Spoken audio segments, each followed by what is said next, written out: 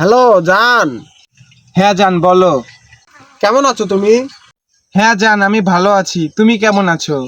আলহামদুলিল্লাহ জান, আমিও অনেক ভালো আছি। কতদিন হলো তোমারে কলে পাই না। এই যে কথা হলো, এখন ফোন রাখো। আরে দাঁড়াও না, একটু কথা বলি। কালকে কল দিও। আচ্ছা, কালকে কখন কল দিব তোমাক? যখন ইচ্ছা তখন। তাহলে সকাল 7টায় কল দেই।